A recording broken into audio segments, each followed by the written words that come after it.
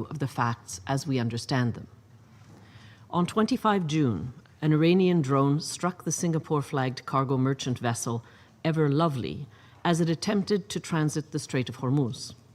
The International Maritime Organization is reviewing the incident. Around the same time, a drone struck the Panama-flagged tanker Kiku near the strait as it transited along a route along the coast of Oman. The United States described these incidents as violations of the Memorandum of Understanding and as threats to freedom of navigation. The International Maritime Organization temporarily paused its evacuation corridor for stranded seafarers and vessels in the region. On 26 June, the United States carried out strikes on Iran's coastal military infrastructure in Hormozgan province, followed by a second wave of strikes the following day. The United States military characterized these actions as a, quote, direct response to continued Iranian aggression against commercial shipping, unquote, adding that Iran had, quote, elected not to, unquote, comply with the agreed ceasefire. The Iranian Foreign Ministry characterized the strikes as a, quote, blatant violation, unquote, of the Memorandum of Understanding, including its ceasefire-related provisions. Overnight into 28 June, Iran said it had targeted United States military infrastructure in the Gulf, launching ballistic missiles and armed drones. According to Iranian statements, targets included Ali al-Salem Air Base in Kuwait and the United States Fifth Fleet headquarters in Bahrain. Iran warned that further, quote, violations of the ceasefire, unquote, would result in a, quote, complete halt of ongoing diplomatic processes, unquote, while also threatening a, quote, crushing response, unquote, to any additional United States military action. Later on 28 June, the United States conducted further strikes on Iran. The President of the United States warned of additional escalation should Iran fail to comply with the ceasefire, indicating a readiness to intensify military action if necessary. The United States reported no casualties among its personnel and no damage to its installations in Bahrain and Kuwait. The Bahrain Defense Force reported intercepting several Iranian aerial threats. Bahrain's Interior Ministry also reported that a residential building had been damaged. No casualties were reported. This followed an earlier round of Iranian drone strikes on Bahraini territory on 27 June. In Kuwait, authorities reported intercepting 2 ballistic missiles in their airspace on 28 June, following earlier defensive responses to missile and drone threats. Mr. President, the Secretary General unequivocally condemns all attacks against civilians and civilian infrastructure. Such actions are unacceptable. Residential areas, ports, energy facilities, commercial vessels, and maritime personnel must be protected. The Secretary General has consistently underscored the importance of upholding navigational rights. Merchant shipping should not be used as a tool of pressure, and the security of international maritime routes must not be compromised. While maritime traffic is below pre-crisis levels, it continues, reflecting efforts to stabilize global supply routes. Every effort must be made to restore flows of oil, gas, fertilizer, and other critical commodities, thereby alleviating pressures on the global economy. We are encouraged by ongoing discussions aimed at strengthening guarantees for safe navigation in the Strait of Hormuz. In this regard, we note that Iran and Oman held talks on 29 June on the implementation of relevant provisions of the Memorandum of Understanding. Mr. President, on 28 June, the United States and Iran agreed to cease attacks on one another. It was further announced that Qatar would host indirect talks between the parties in Doha starting on 30 June on the implementation of the Memorandum of Understanding. These talks are ongoing. The United Nations welcomes the resumption of dialogue between the United States and Iran and encourages both sides to sustain engagement to advance the implementation of the 17 June Memorandum of Understanding. The breadth of the regional diplomatic engagement, including efforts by Qatar, Pakistan, Oman, and others, reflects the gravity of this moment. Continued coordination and constructive dialogue will be essential, both to manage immediate tensions and to lay the groundwork for longer-term confidence-building measures. Each new strike, each new interception, each new maritime incident increases the risk of miscalculation. After months of dangerous escalation, a return to full-scale hostilities would have catastrophic consequences for the peoples of the region, for international peace and security, and for the global economy. We therefore urge all parties to act with maximum restraint, to avoid actions that could undermine the ceasefire or close the door to diplomacy, and to comply fully with their obligations under international law, including the protection of civilians and civilian infrastructure and the preservation of freedom of navigation. Sustained political will and continued engagement will be critical to overcoming the current challenges and achieving a mutually acceptable and lasting agreement. At this juncture, the unified support of this Council for Diplomacy is more important than ever. The United Nations remains committed to supporting all efforts to prevent a return to conflict, restore stability, and advance a comprehensive and durable resolution of this conflict. Thank you. I thank Ms. Speha for her briefing. I now give the floor to members of the Council wishing to deliver statements. I give the floor to His Excellency, Mr. Abdullatif bin Rashid al-Zayani, Minister for Foreign Affairs of Bahrain. شكرا سيد الرئيس. Thank you, Mr. President. Mr. President, Excellencies, distinguished members of the Security Council, at the outset,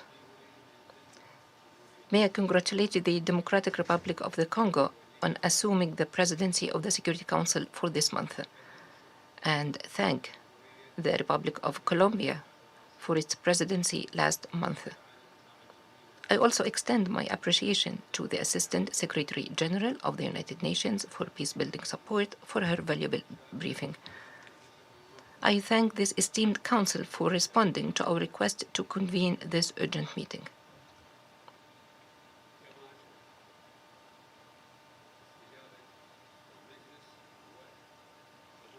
And I thank the Council for its response and the participating and attending countries, in particular our colleagues from the GCC countries and the Hashemite Kingdom of Jordan. I speak today on behalf of the Kingdom of Bahrain, the state that has been directly targeted and harmed by a renewed and treacherous Iranian attack this week, involving ballistic missiles and armed drones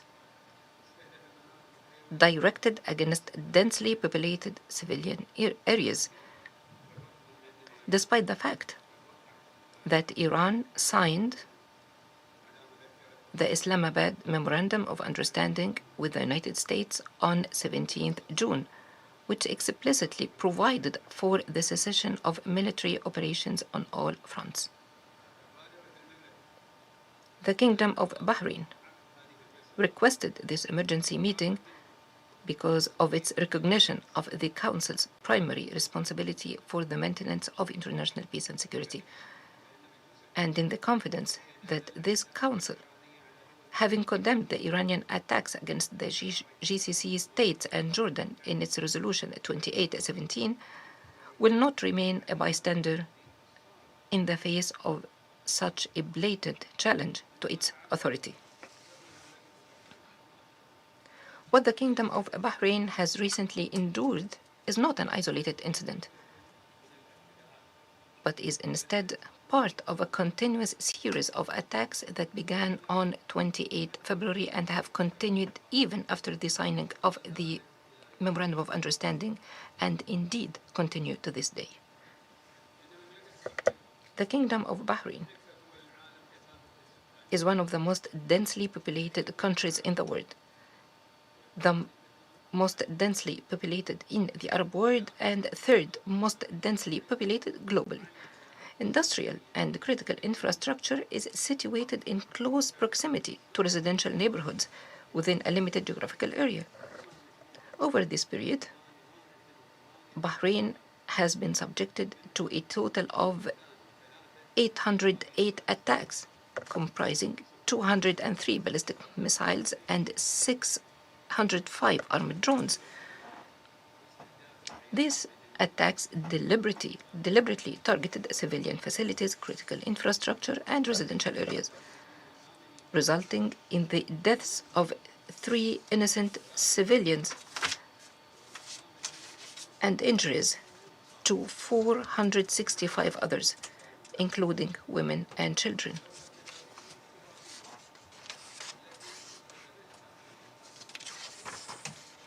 Had it not been for the precautionary measures taken by the competent authorities, the consequences would have been far more devastating.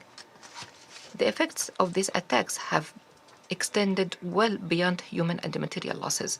They terrorized peaceful civilians, spread fear among the population, and severely disrupted normal daily life. Conduct expressly prohibited under the international humanitarian law, which criminalizes acts whose primary purpose is to spread terror among civilians. The precision with which the targets were selected and the repeated targeting of the same civilian sites demonstrates that these attacks were neither random nor incidental. Rather, they reflect deliberate, premeditated, and systematic planning carried out according to a systematic approach rather than as spontaneous reactions. Repetition alone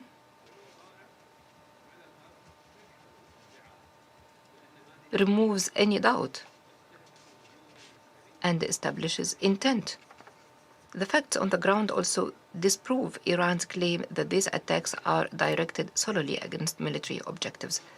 What possible military justification exists for targeting a water desalination plant, densely populated residential neighborhoods, civilian facilities, and critical infrastructure? The kingdom has documented every attack from the moment it took place and has submitted official communications supported by comprehensive evidence to the Secretary General and the President of the Security Council, leaving no room for allegations of exaggeration or politicization.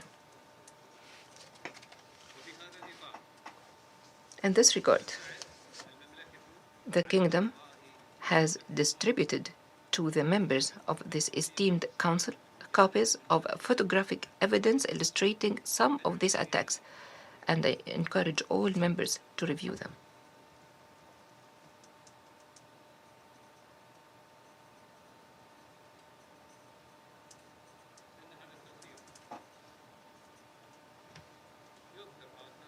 This visual documentation shows the damage inflicted on vital industrial facilities, occupied residential buildings, and civilian and educational facilities. You can see it. These images represent only a small sample of the overall destruction, yet they are sufficient to reveal the true nature of these attacks. The deliberate targeting of civilian lives, not military objectives, as falsely claimed by Iran. Mr. President,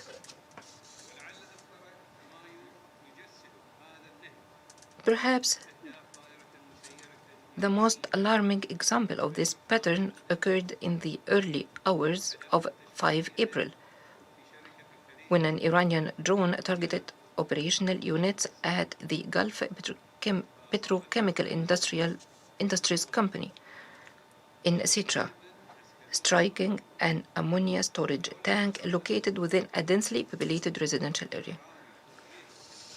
Had it not been for precautionary measures and the decision to empty the tank beforehand, the release of toxic ammonia gas could have caused a catastrophic humanitarian disaster. Containing the danger required the establishment of a precautionary exclusion zone extending 2 kilometers and the evacuation of nearby residents. Targeting a facility containing hazardous substances within a populated civilian area amounts to a war crime. A legal characterization publicly affirmed by national authorities and is expressly prohibited under Additional Protocol 1 to the Geneva Conventions. As for the claim that this aggression is merely a response to the acts of another state, Bahrain is an independent sovereign nation that is not a party to any conflict. Any state that has a dispute with another must address it directly, not transfer its consequences onto civilians in a third country.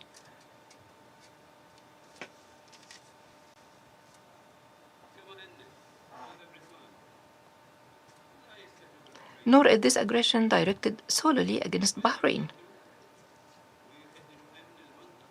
It threatens the security of the entire region. It has coincided with attacks in the vicinity of Kuwait International Airport, one of the most important civilian facilities in the state of Kuwait, posing a grave threat to civil aviation safety and the security of international air navigation. Matters that should be of serious concern to this Council.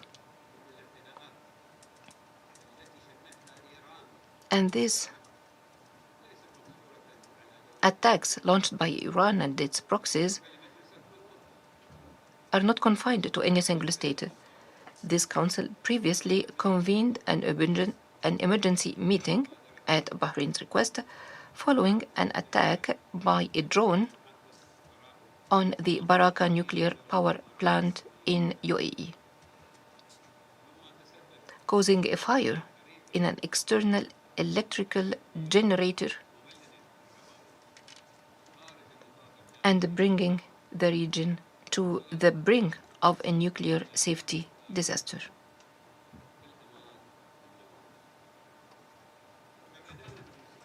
This Council rightly condemned that attack as a flagrant violation of international law. Taken together, the pattern is unmistakable. From a chemical facility, to a civilian airport, to a nuclear power station. These are not military targets, as Iran claims, but part of a systematic campaign against the critical infrastructure upon which civilian life in our countries depends. These attacks constitute a clear violation of the Charter of the United Nations and Security Council Resolution 2817, which was supported by 136 member states. Even more troubling, they continued after Iran committed under the Memorandum of Understanding to a permanent cessation of military operations, only to breach that commitment within days. This is not an isolated incident. It forms part of a recurring pattern of failing to honor international commitments, demonstrating that what ultimately matters is not who signs an agreement, but who faithfully implements it. Mr. President, in light of the foregoing, the Kingdom's principal demand is the immediate and complete cessation of these attacks. Accordingly, the Kingdom calls upon this esteemed Council to reaffirm its condemnation of the repeated Iranian attacks, require the Iranian regime to cease them immediately, and fully comply with Resolution 2817 and its obligations under international law, and establish an effective mechanism to monitor implementation and ensure accountability. The Kingdom further reaffirms its inherent right of self-defense under Article 51 of the Charter of the UN, while remaining fully committed to exercising the utmost restraint and to pursuing peaceful solutions. The credibility of this Council is measured by its ability to protect peaceful nations and deter aggressors. The value of its resolutions lies not in their adoption, but in their implementation. What value does a resolution have if its violation carries no consequences? The beginning and end of this matter is simple. These attacks must stop immediately. We are confident that this Council will rise to that responsibility. Thank you, Mr. President. I thank His Excellency Mr. al-Zayani for the statement. I now give the floor to the representative of Greece. Thank you, President. Allow me to begin by congratulating you on your accession to the Council's presidency for the month of July, and I wish you every success. I wish to assure you that you can count on our constructive commitment. I would also like to congratulate Colombia for the successful presidency throughout the month of June. Elizabeth Speka for her briefing. Greece is deeply alarmed by the latest missile and drone attacks reportedly directed by Iran against the Kingdom of Bahrain and Kuwait. We unequivocally condemn these attacks and express our full solidarity with Bahrain, as well as with all countries in the region that continue to be targeted. Our GCC partners did not seek to be drawn into this conflict and should not be exposed to attacks on their territory, people, or critical infrastructure. These actions are a clear violation of Security Council Resolution 2817 of the Charter of the United Nations and of international law.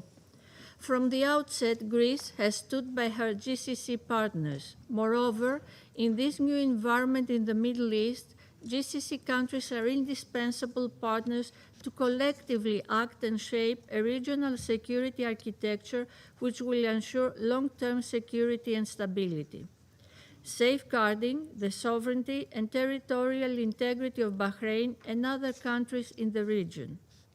Mr. President, the ceasefire agreements in the region continue to be fragile and risks of further escalation remain high. Greece strongly supports the ongoing diplomatic efforts and, in particular, the negotiations between the United States and Iran so as to create the conditions for sustained de-escalation, address legitimate security concerns, and bring a stable and lasting peace in the region.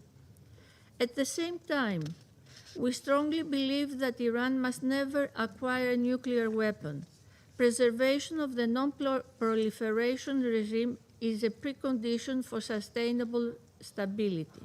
Full cooperation with the IAEA, transparency, safeguards, compliance, and verification are essential to rebuild trust and assure the exclusively peaceful nature of Iran's nuclear program. We call for a swift resumption of cooperation between Iran and IAEA, including through a visit by IAEA inspectors in Iran as soon as possible. Diplomacy must remain the path to be followed in order to produce an effective, verifiable, and durable outcome. Finally, Mr. President, Greece attaches paramount importance to maritime security and freedom of navigation. The Strait of Hormuz must immediately return to the status quo ante of safe, normal, and unimpeded passage. All vessels should enjoy the right of transit passage in accordance with UNCLOS without any form of obstruction, intimidation, or interference, including mines, unlawful fees, tolling, or other restrictions, including after the 60 days period. The strait should not be used as a bargaining chip in the current negotiations and beyond, as disruptions in the strait affect not only the countries of the region, but also global trade, energy security, food security, and international peace and security. The implementation of the agreement will contribute to the gradual normalization of maritime traffic and the restoration of confidence in international shipping. At this critical juncture, the Security Council must send a clear and united message. Attacks against countries of the region must stop. Resolution 2817 must be fully implemented. Maritime security and freedom of navigation must be safeguarded, and diplomacy must prevail. I thank you. Je remercie. I thank the representative of Greece for the statement. I now give the floor to the representative of the United Kingdom. Thank you, President. And let me start by congratulating the DRC on assuming the presidency for the month of July. You can count on our support. I also thank the delegation of Colombia for their excellent stewardship of the Council for the month of June. I thank ASG Speha for briefing us today, and I welcome Foreign Minister al-Zayani of Bahrain back to the Council, as well as the representative of Kuwait. President, the United Kingdom strongly condemns Iran's reckless attacks against Bahrain and Kuwait and on international shipping in the Strait of Hormuz. First, these attacks are directly contrary to Resolution 2817, put civilian lives in danger, and risk destabilizing an already fragile region. We stand in solidarity with Bahrain, Kuwait, and all our partners across the Gulf. The United Kingdom remains committed to regional security and stability, and we will continue to provide practical support to strengthen the defence and security of our partners.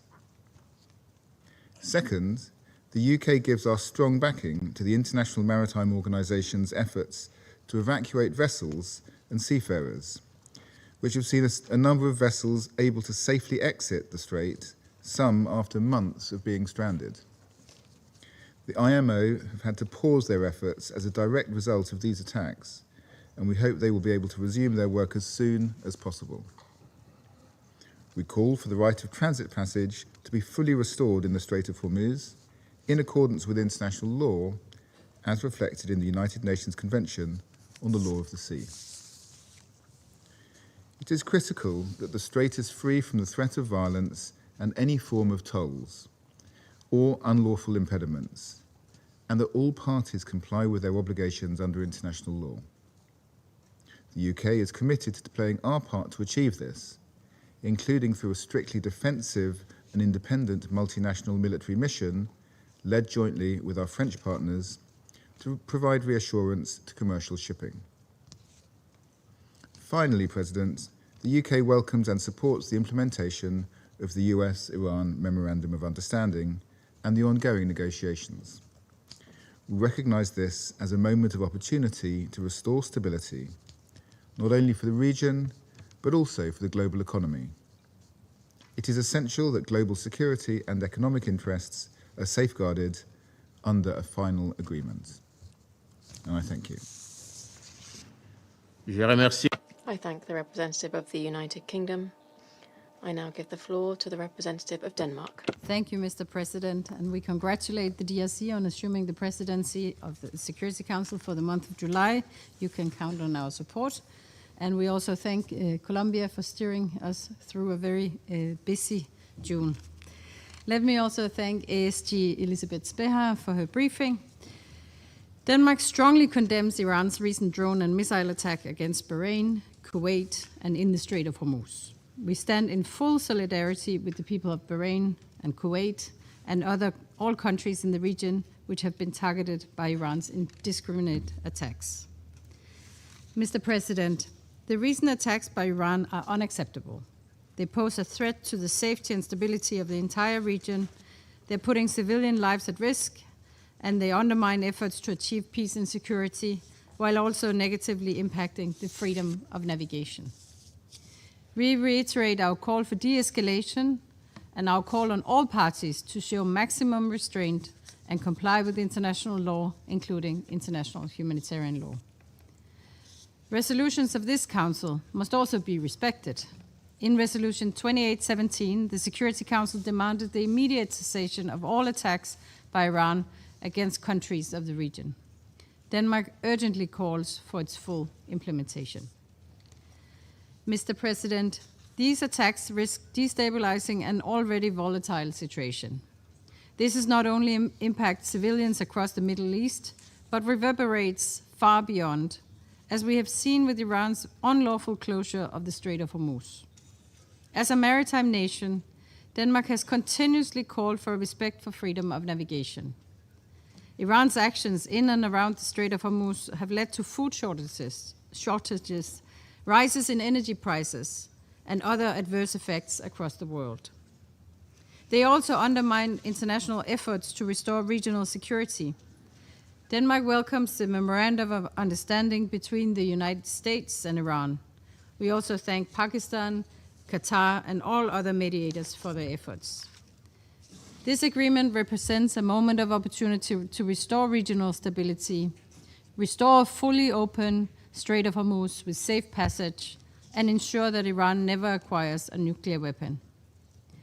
It is vital that the ceasefire is sustained, and we encourage the parties to continue negotiations within the framework of the MOU to achieve a permanent end to this war.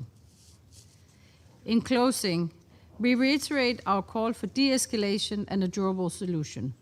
Denmark remains committed to ensuring freedom of navigation in the Strait of Hormuz and supporting efforts to safeguard peace, security, and stability in the Middle East and beyond. I thank you. I thank the representative of Denmark for the statement. I now give the floor to the representative of Panama. Thank you, Mr. President.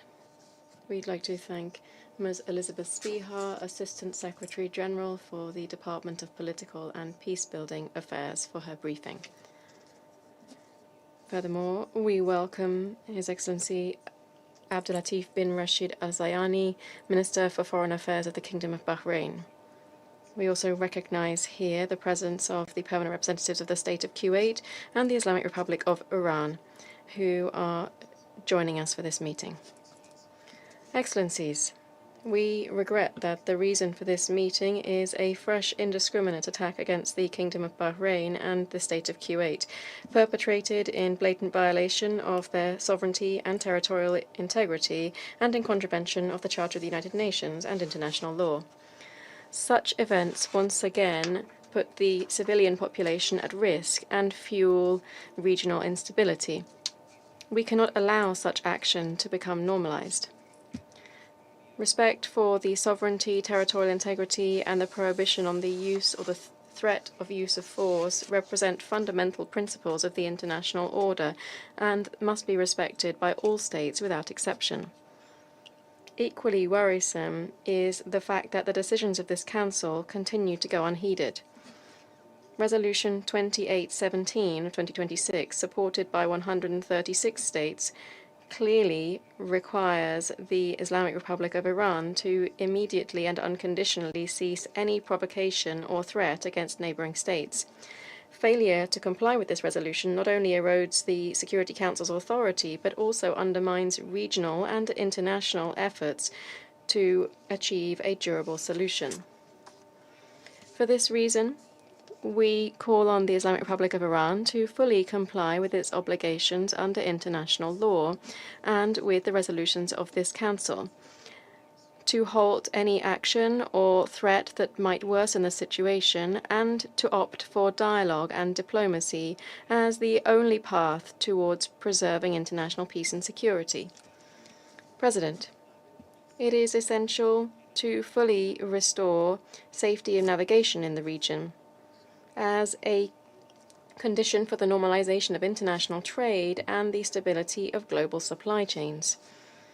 In this context, we reiterate our steadfast commitment to freedom of navigation and to full respect for international law of the sea, particularly the United Nations Convention on the Law of the Sea. This legal framework represents the basis of the legal order of the oceans. It guarantees essential rights and obligations for international maritime security. Panama roundly condemns the recent attack against a Panamanian-flagged ship on the 27th of June in the Strait of Hormuz, which was carrying around 2 million barrels of oil. This event is absolutely unacceptable and represents a grave threat to international maritime security. We demand full respect for international law and the security of seafarers.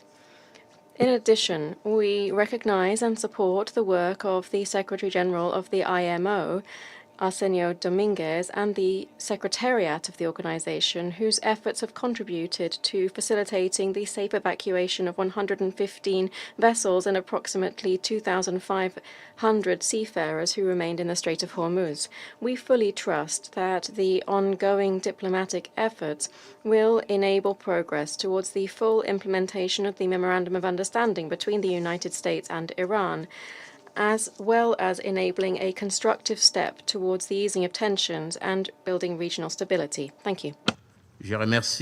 I thank the representative of Panama for that statement, and I now give the floor to the representative of the Russian Federation. President, at the outset, we'd like to thank the Colombian delegation for their presidency of the Security Council in June. And you, Mr. President, we'd like to congratulate you on assuming the presidency of the Security Council for the month of July. We wish colleagues from the DRC every success throughout their presidency. You can count on our support. We welcome the participation in today's meeting of the Minister of Foreign Affairs of Bahrain, Mr. Abdullatif bin Rashid al-Zayani.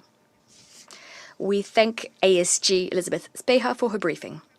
Since the start of the escalation of the conflict in the Middle East in late February 2026, the Russian Federation took a principled and objective position vis-à-vis developments. Russia has consistently condemned the aggression waged by the US and Israel against Iran. We pointed out that strikes on civilian infrastructure in all countries of the region are unacceptable. We stressed the need for respect for the sovereignty and territorial integrity of countries in the region as well. We're in favor of resolving the situation through political and diplomatic channels. There is, nor can there be, alternatives to this path. Against this backdrop, the Russian Federation welcomed an agreement on a cessation of the military conflict between the US and Iran, with Pakistan's and Qatar's energetic and effective mediation.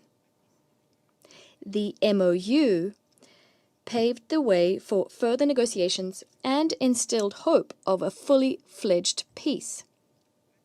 And yet, at the end of last week, we witnessed strikes exchanged. This exchange could have threatened the ongoing diplomatic efforts. As far as we can tell from the information we're receiving, first, an attack was waged on a Panamanian-flagged tanker in the Hormuz Strait, supposedly by Iranian forces. Then the US struck sites linked to military intelligence, communications, UAV warehouses, and anti-missile defense positions in the territory of the Islamic Republic of Iran. In response, the Iranians attacked the infrastructure of the US armed forces on the territory of Bahrain and Kuwait. We believe that Iran, much like any other UN member state, has the right to self-defense, in accordance with Article 51 of the UN Charter. The enemy's military sites are, in this instance, logical targets. They do not enjoy immunity.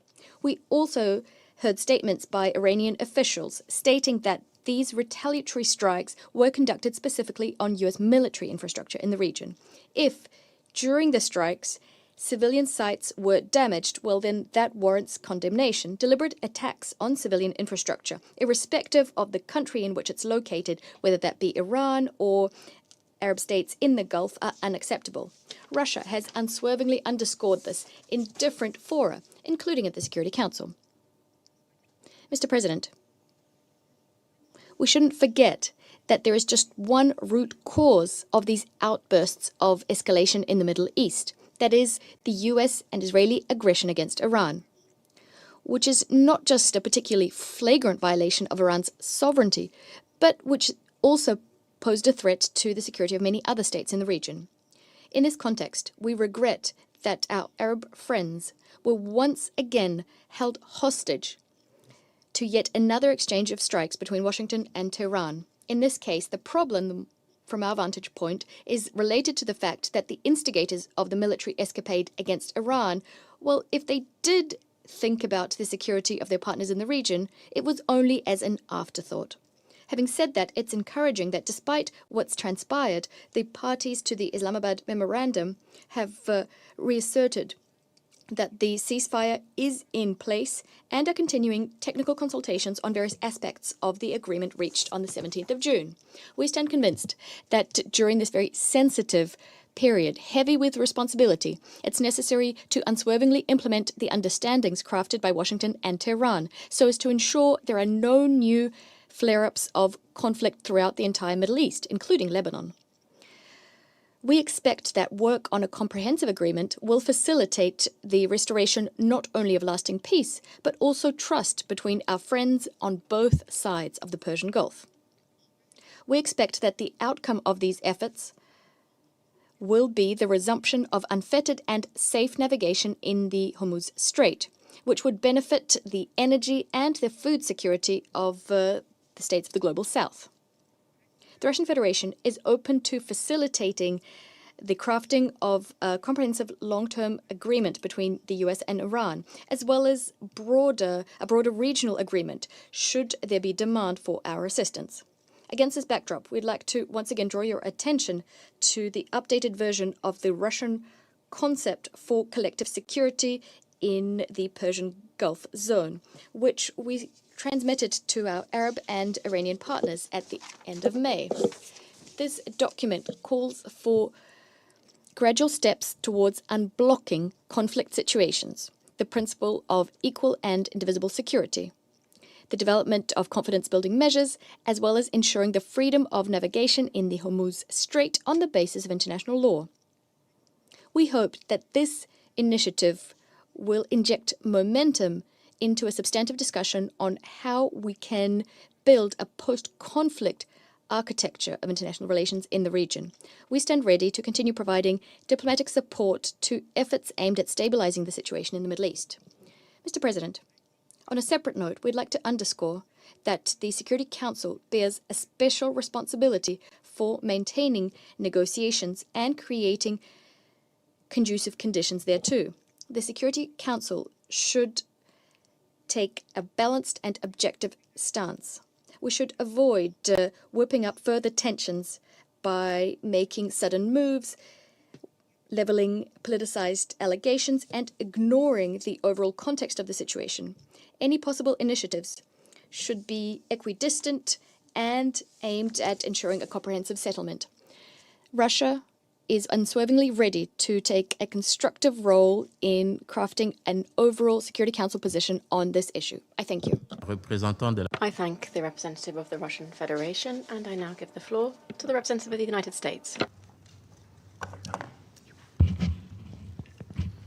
want to congratulate the DRC for its presidency, and I would like to welcome once again Foreign Minister Zayani to the Council, and thank you, Assistant Secretary General Sperhar, for your briefing. Colleagues, 3 months ago, through Resolution 2817, led by the Kingdom of Bahrain. This council stood with our friends in the Gulf without opposition.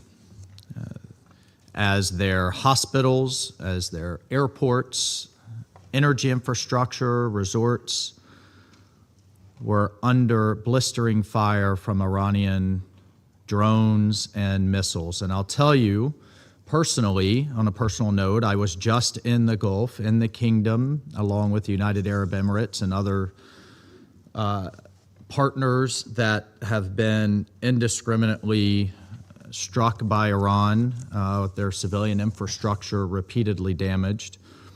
I visited some of the locations that the Iranians have hit, and if you have any doubt about Iran's intentions, I encourage each one of you to go. Go and talk with the Bahrainis, visit Manama, visit Abu Dhabi and other locations. They didn't just kind of fire off a bunch of missiles and drones hoping that they would hit a few targets. It was deliberate, it was well planned, it was malicious. I visited the Bahraini Petroleum Company, where I saw where Iran very precisely targeted the fire suppression lines first. They then targeted first responders so that they could not respond.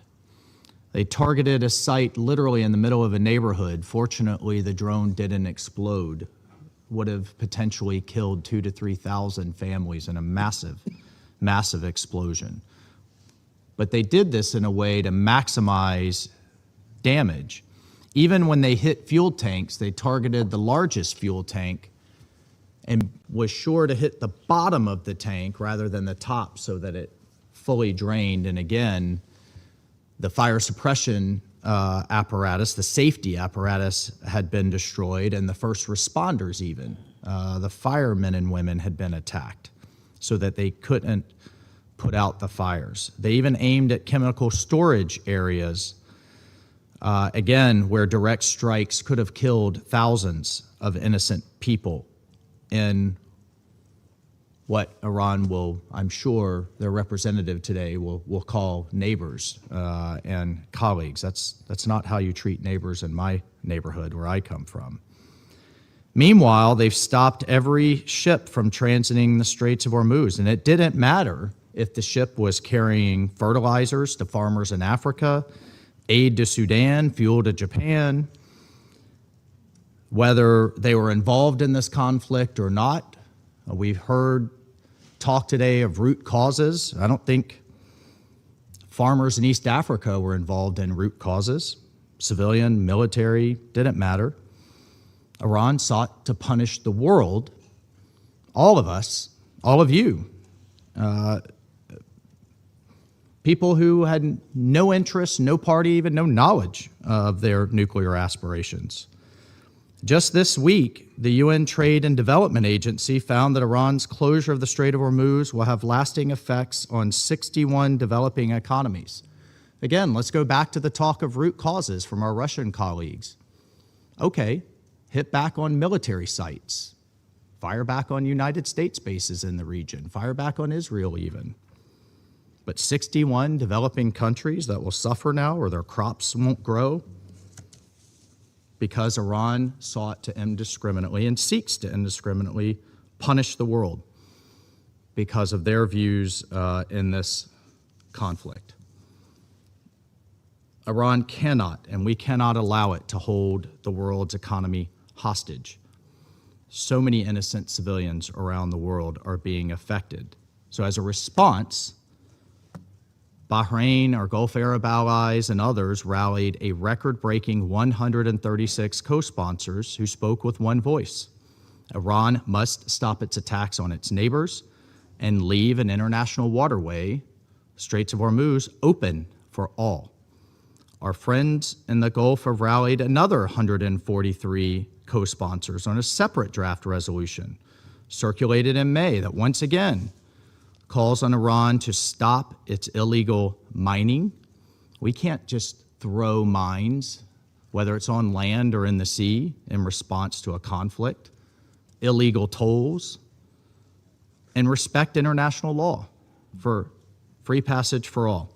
So we're here today because despite the diplomatic achievements and agreements, Iran still hasn't shown the world a basic level of decency and respect. Instead, they openly defy this council, their neighbors, and basic tenets of diplomacy. Members of this council told Iran, stop the attacks, open the strait.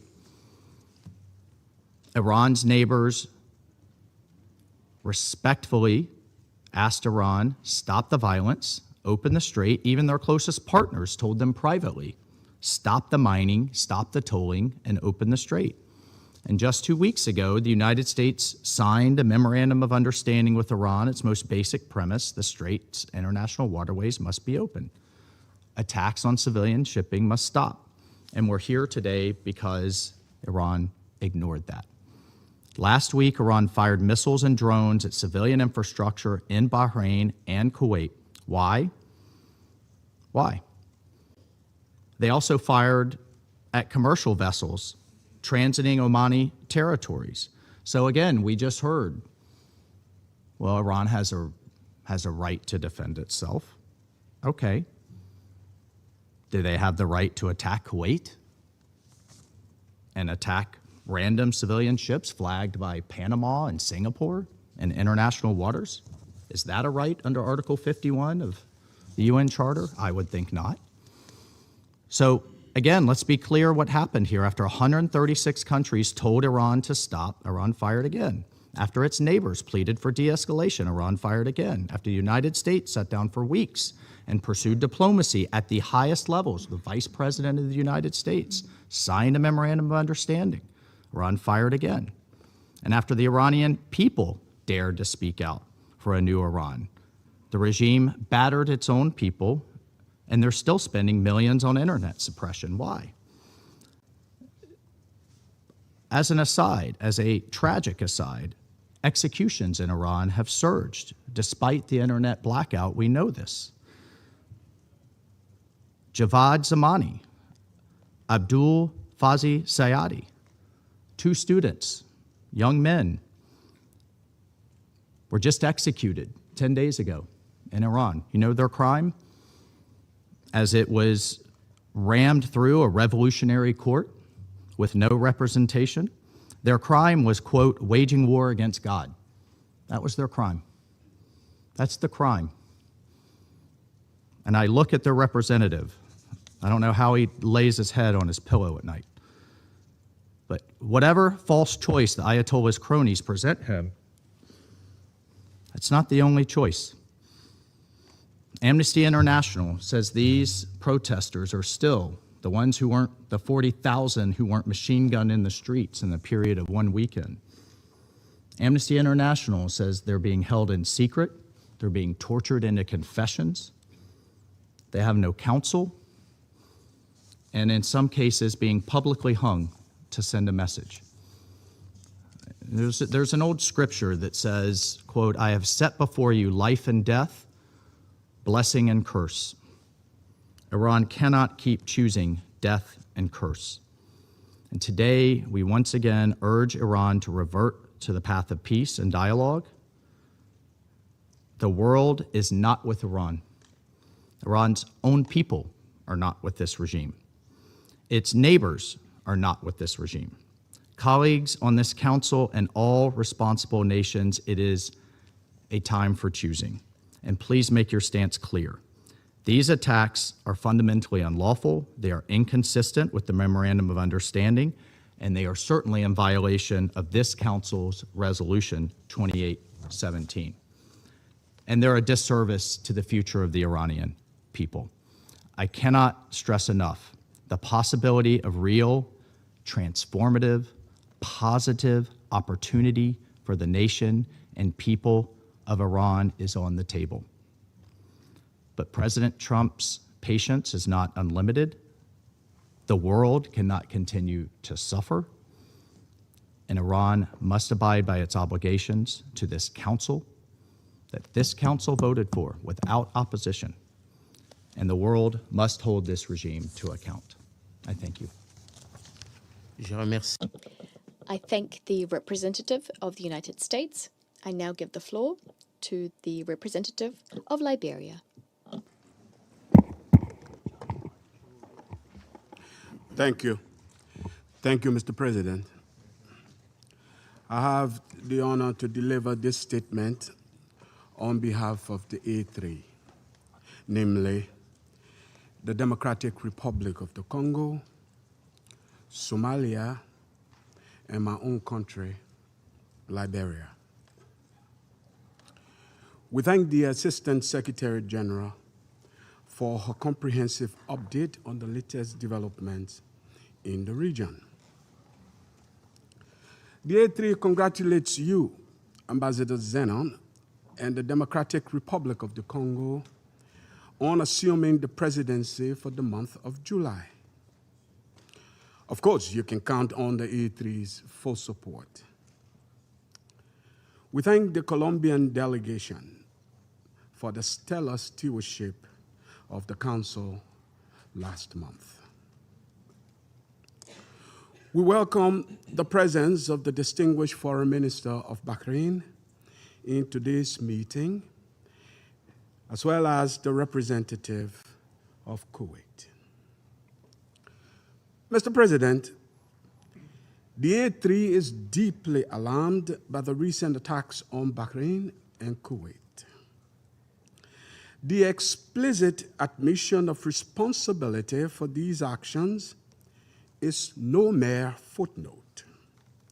It is a warning flare over our already fragile region, signaling a dangerous escalation in the wider pattern of hostilities across the Middle East. These renewed escalations in the Gulf threaten to widen the circle of instability, endanger regional security, and send tremors through the global economy. At such a moment, the principles of international law cannot be treated as optional instruments of convenience, because in truth, they are the vital guardrails preventing crisis from becoming catastrophe. Therefore, we call for absolute respect for the sovereignty, territorial integrity, and the political independence of all states, especially the peaceful Gulf nations. We urge all parties to choose dialogue over brinkmanship, restraint over retaliation, and diplomacy over the dangerous illusion that force can deliver lasting security. In this regard, the A3 welcomes the June 17 signing of the Memorandum of Understanding between the United States and Iran, achieved through the mediation of Pakistan. We strongly urge all parties to strictly adhere to their ceasefire commitments and protect the integrity of these fragile talks. A diplomatic opening, once closed, is rarely easily restored. Recent military actions must not be allowed to extinguish the possibility of dialogue. Sustainable peace can only be built at the negotiating table, never on the ruins of confrontation. We reiterate our urgent call for the protection of civilians and civilian infrastructure. In every conflict, innocent lives must never become the currency of political calculation or military advantage.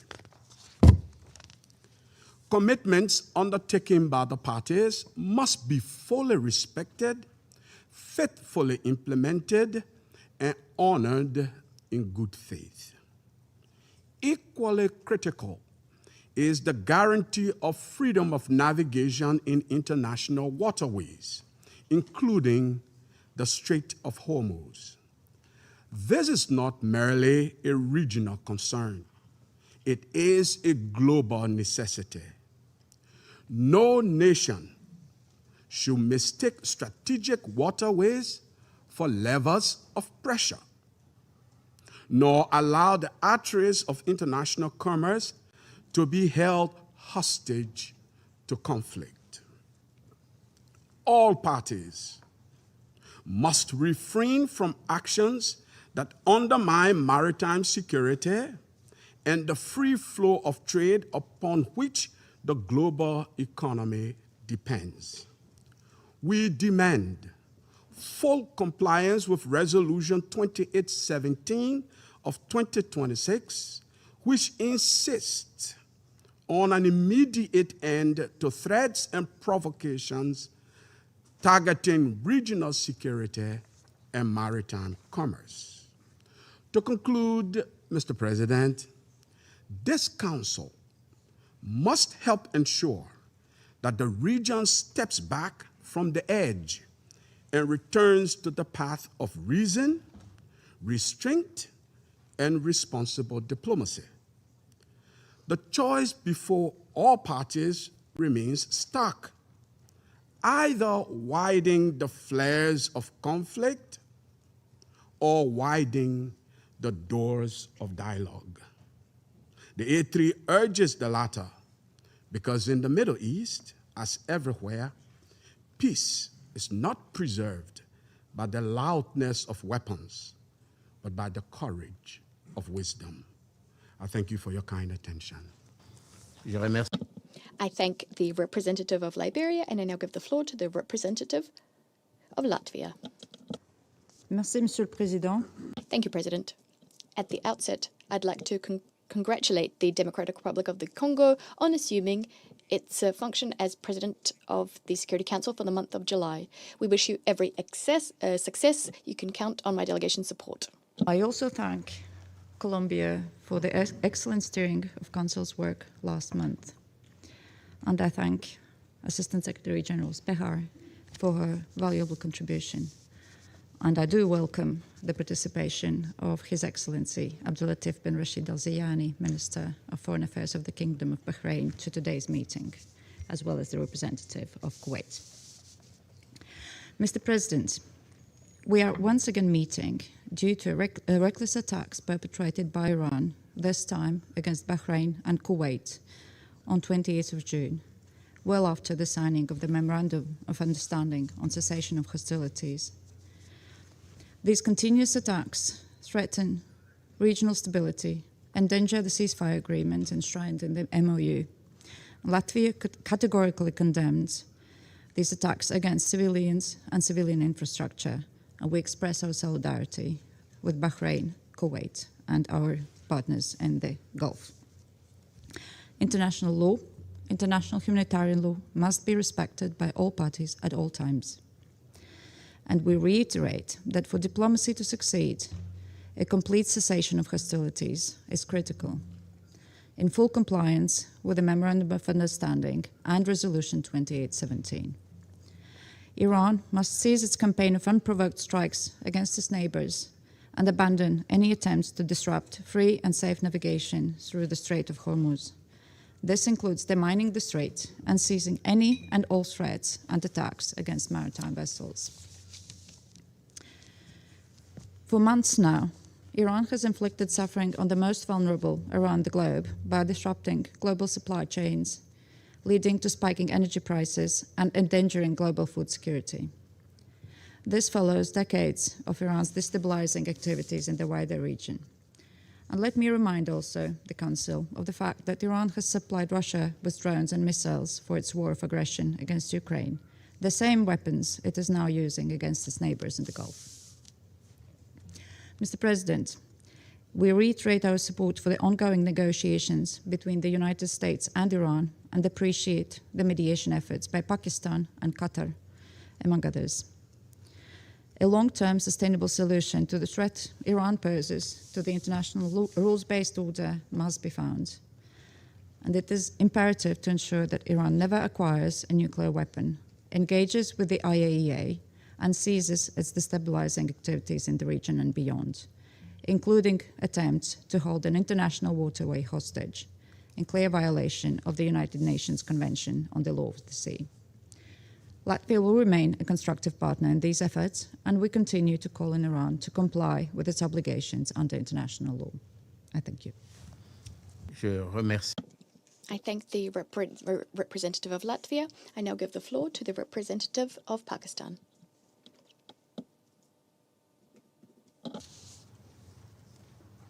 Thank you. Mr. President, let me join. I think it was China's turn. Yeah, please, go ahead. Je rectifie. Minor correction. I now give the floor to the representative of China. Thank you, President. At the outset, I would like to congratulate the Democratic Republic of the Congo on assuming presidency of the Council for this month. The Chinese delegation will fully cooperate with you and your colleagues. I would also like to take this opportunity to express my appreciation to Colombia for its work as president of last month. I thank ASG Speha for the briefing and welcome His Excellency Foreign Minister al-Zayani, as well as the representatives of Iran and Kuwait to this meeting. Recently, the United States and Iran exchanged a new round of strikes, with targets in Bahrain and Kuwait affected. China consistently advocates for observance by all parties of the purposes and principles of the UN Charter and opposes the use or threat of use of force in international relations. We call on all parties to stay calm, exercise restraint, and refrain from provocative rhetoric and military adventures to prevent straining and escalating the already tense situation. The sovereignty, security, and territorial integrity of regional countries should be respected. Civilian and non-military targets should be protected. China welcomes the U.S.-Iran follow-up consultations on MOU facilitated by Pakistan and Qatar to reach consensus on the upcoming negotiation mechanism. Facts have proven time and again that neither force nor might can resolve problems, and that dialogue and negotiation is the only right choice. With the joint efforts by all, the conflict finally made a turn towards dialogue. However, the ceasefire remains fragile. Whether peace can truly be achieved depends on the joint efforts of all parties. China wishes to highlight the following 3 points. First, comprehensive ceasefire and cessation of hostilities must be consolidated. This war has already caused tremendous losses to countries in the region. The flames of war must not be allowed to flare up. The U.S. and Iran should maximize good faith, implement the MOU in earnest, keep the momentum of negotiations going on, and overcome difficulties and interference with a view to reaching at an early date a comprehensive agreement that is mutually agreed upon by themselves, accepted by regional countries, and welcomed by the international community. Second, normal navigation in the strait must be resumed as soon as possible. The Strait of Hormuz is a strait for international navigation. Restoring security and free passage in the strait helps maintain the stability of global production and supply chains and serves the common interests of regional countries and the international community at large. The arrangements for the strait must respect the coastal states' sovereignty and legitimate rights and interests, while also complying with international practice and the common aspirations of all countries. Third, relations among regional countries must be improved. The Middle East, including the Gulf, cannot once again become an arena for the rivalry among big powers or fall victim to geopolitical games. China supports regional countries in achieving genuine strategic autonomy, upholding a common, comprehensive, cooperative, and sustainable security concept, resolving differences through dialogue and consultations, exploring a new regional security architecture, and firmly taking their destiny into their own hands. As a responsible major power and a sincere partner of regional countries, China stays committed to upholding President Xi Jinping's 4 propositions for maintaining and promoting peace and stability in the Middle East. Along with the international community, China will play a constructive role in finding a political solution to regional hotspot issues and in maintaining and promoting regional peace and stability. Thank you, President. I thank the representative of China for his statement. I now give the floor to the representative of Pakistan. Thank you, Mr. President. Let me join colleagues in congratulating you on assuming the Council's presidency. And let me assure you also of Pakistan's full support. And we also commend Ambassador Leonor and the Colombian delegation for a very successful presidency last month. I would also like to welcome the presence of His Excellency al-Zayani, the Honorable Foreign Minister of Bahrain, in today's meeting, and we have listened attentively to your statement. We also welcome the participation of the representatives of Iran and Kuwait in this meeting. President, it has been Pakistan's consistent belief that the only way to settle the situation in the region conclusively and comprehensively is through diplomacy, dialogue, and negotiations. From the outset, Pakistan has maintained a principled position with respect to the inadmissibility of any use of force outside the bounds of international law, the unwarranted strikes against Iran and those targeting the GCC countries. Pakistan has been categorically condemning attacks against the GCC countries and once again expresses its full solidarity with our brothers and sisters in Bahrain and Kuwait. We had all along cautioned that if not contained, this conflict would directly impact the peace and security situation in the region with the potential of wider geographical conflagration. President, Pakistan initiated its mediation efforts out of a deep sense of responsibility towards promotion of regional and global peace and stability and the protection of precious lives and livelihoods. Pakistan has been engaged from the beginning under the firm conviction that any further escalation and continuation in fighting would only exacerbate human suffering and carry grave consequences for regional and international peace and security. The conclusion of the Islamabad Memorandum of Understanding between the Islamic Republic of Iran and the United States of America reflects a victory of robust and determined diplomacy. Our efforts are aimed at saving lives, de-escalating the situation, and opening the space for structured dialogue leading to an enduring mutual understanding and a final deal. We thank the parties and our partners, especially Qatar, Saudi Arabia, Turkey, Egypt, as well as China, for reposing their trust in and support for Pakistan's mediation efforts. Pakistan has stepped up its diplomatic engagement with key regional and international stakeholders to facilitate earnest follow-up and implementation of the Islamabad Memorandum of Understanding by Iran and the United States, in line with the Pakistan-Qatar joint statement issued on 21st of June 2026.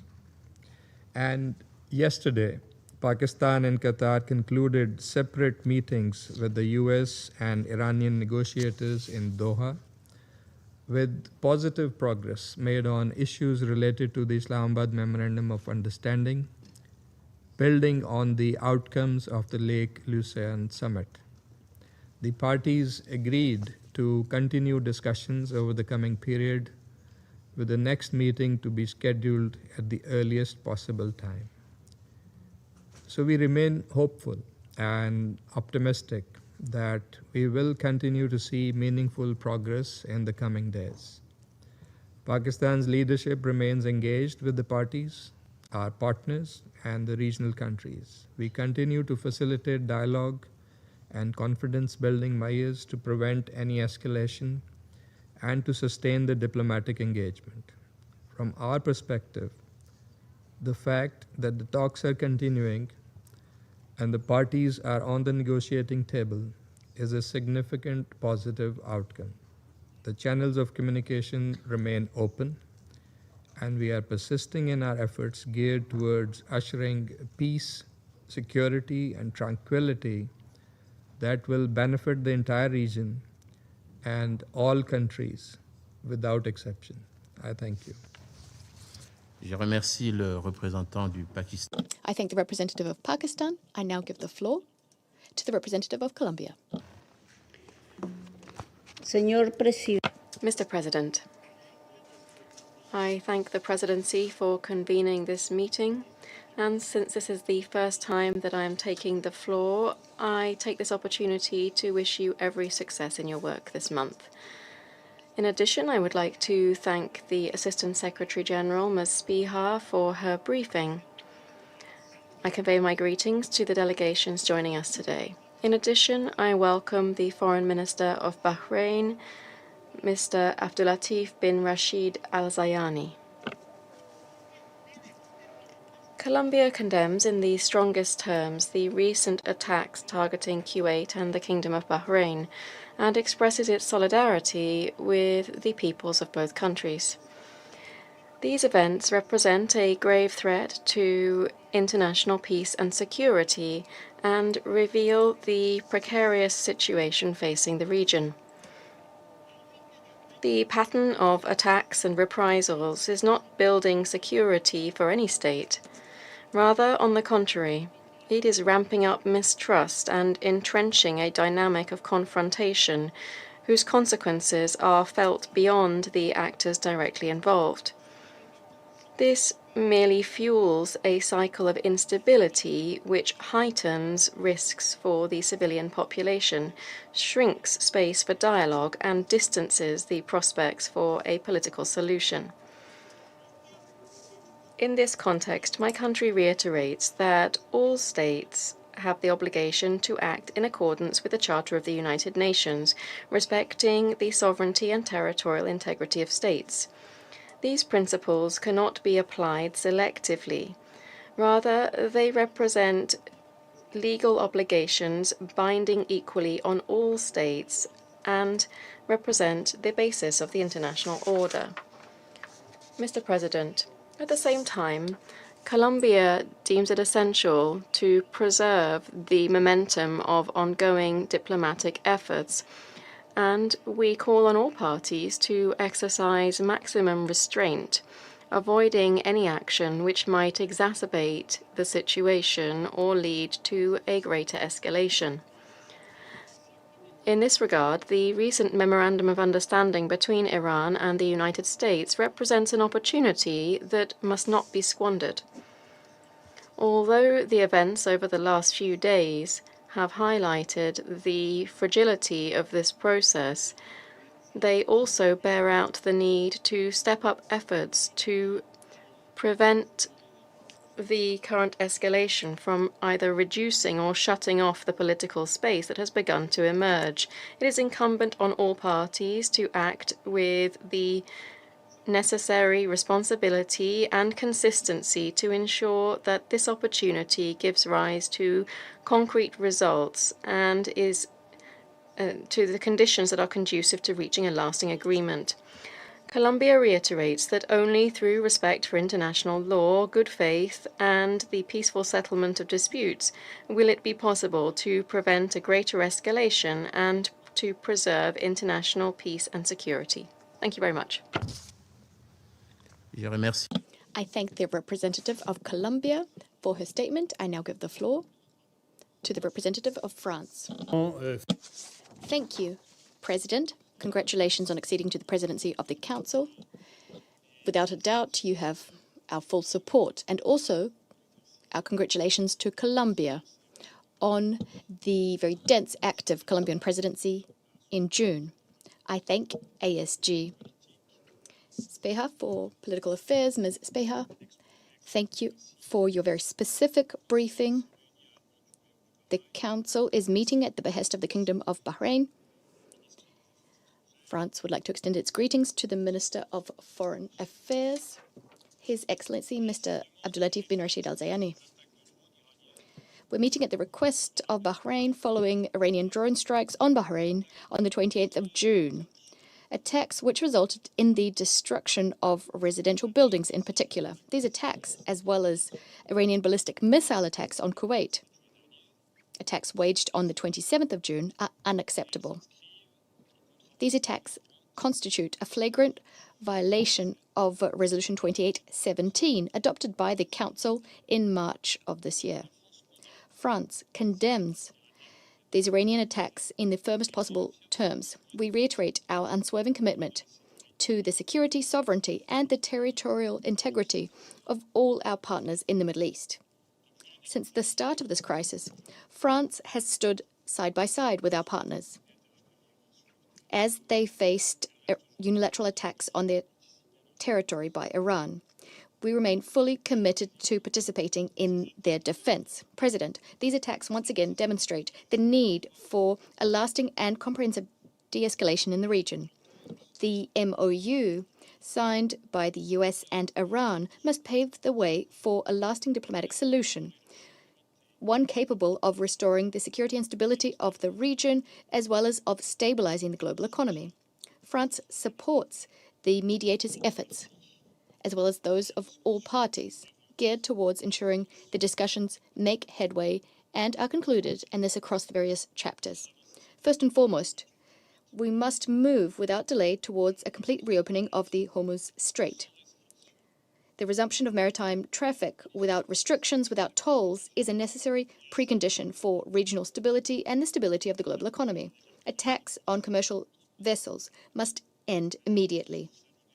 Navigation through the strait without any must remain free, unconditional, and unrestricted, in keeping with the law of the sea. France, together with the UK and almost 30 states from various continents and the region, put forward the initiative of an independent, neutral, and defensive multinational mission, which stands ready to contribute to efforts to restoring the conditions for the safety of navigation throughout this international maritime route. This mission could participate in the demining of the strait and accompany commercial vessels transiting the strait. Dialogue is ongoing with all of the stakeholders to that end. Mr. President, detailed negotiations are also underway on the nuclear issue. We fully support efforts seeking to craft a robust agreement on non-proliferation, guaranteeing in a verifiable way that Iran never acquires a nuclear weapon. It is only the signing and implementation of such an agreement that would allow us to contemplate, when the time comes, the lifting of relevant Security Council sanctions, which were reimposed in September of last year. President, France calls on all parties to abstain from any actions which could provoke a new military escalation, the consequences of which would be disastrous for the region and the entire world. We also call for perseverance on the path towards a diplomatic settlement. France is mobilized to contribute alongside parties to the enthronement of lasting peace. I thank you. Merci, le représentant. I thank the representative of France. I now give the floor to the representative of the Islamic Republic of Iran. Thank you. In the name of God, the compassionate and merciful, at the outset, I congratulate Congo on assuming the presidency of the Security Council and commend Colombia for its successful presidency in June.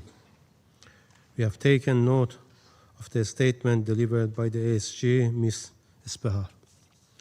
Mr. President, at the time when technical talks facilitated by our Pakistani and Qatari brothers are focused on implementing the Islamabad Memorandum of Understanding, the Council is expected to refrain from convening a meeting that risks undermining these ongoing efforts.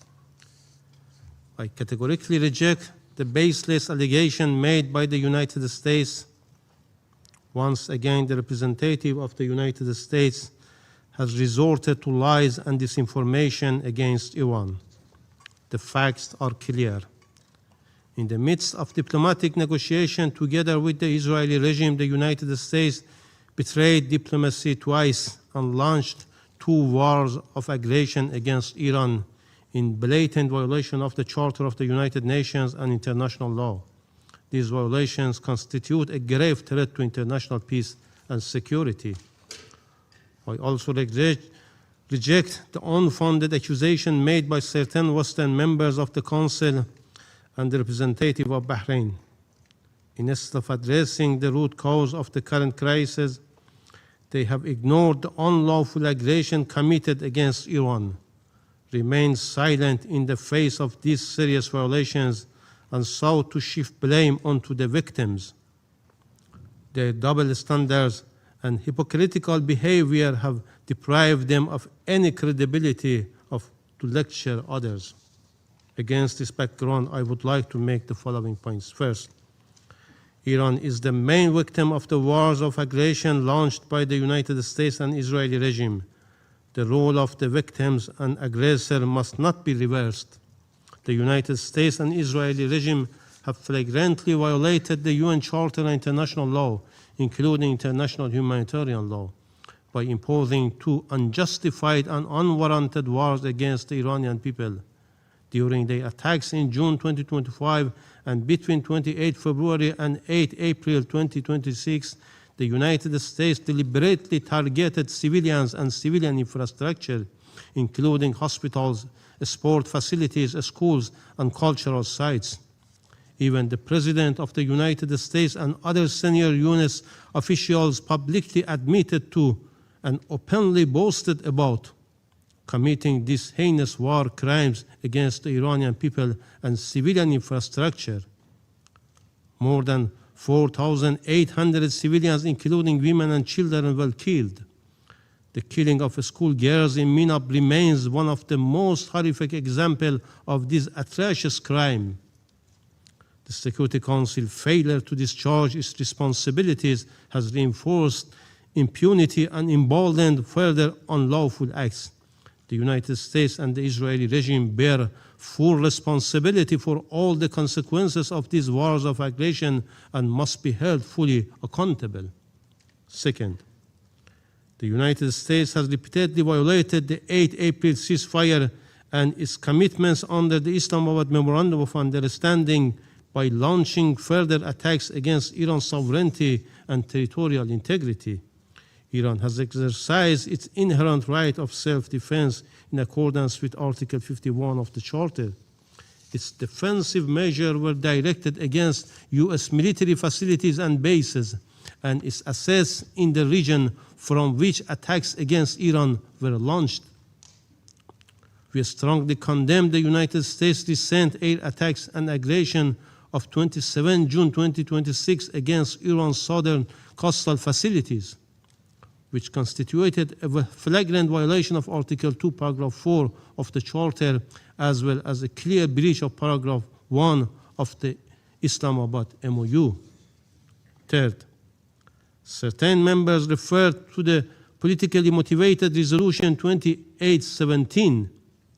Iran's position regarding Resolution 2817 is clear, consistent, and well documented in the communication circulated as official document of the Security Council. Iran has rejected this politically motivated resolution. The resolution was adopted through a one-sided and politicized process and ignored the root cause of the crisis, denied Iran's inherent right of self-defense, and failed to determine the United States and Israeli regime as aggressors. No Security Council resolution can deprive a member state of its inherent right of self-defense under the UN Charter. Should aggression against Iran continue, or should the United States continue to violate the MOU, Iran will continue to exercise this inherent right to protect its sovereignty and territorial integrity. Rather than blaming Iran, These Council members should call on the United States to honor its commitments, cease its unlawful actions, and comply fully with the UN Charter and international law. Fourth, despite the deep mistrust to the United States caused by its repeated violation and the US betrayal of diplomacy, Iran engaged in diplomacy in good faith through negotiations facilitated by Pakistan and supported by Qatar, Turkey, Saudi Arabia, Egypt, China, and the Russian Federation. This process resulted in the signing of the MOU on 17 June. We express our appreciation to Pakistan and Qatar for their tireless efforts and invaluable contribution to this process. The MOU clearly requires the United States to negotiate in good faith, and in particular to refrain from any threat or use of force against Iran. This commitment constituted a fundamental and indispensable obligation under the MOU, serving as an essential condition for preserving the confidence, stability, and good faith necessary for the successful continuation of the negotiation process. Yet, by launching another act of aggression and relying on a unilateral and legally unfounded interpretation of the MOU, the United States committed a material breach of its commitment and seriously undermined the diplomatic process.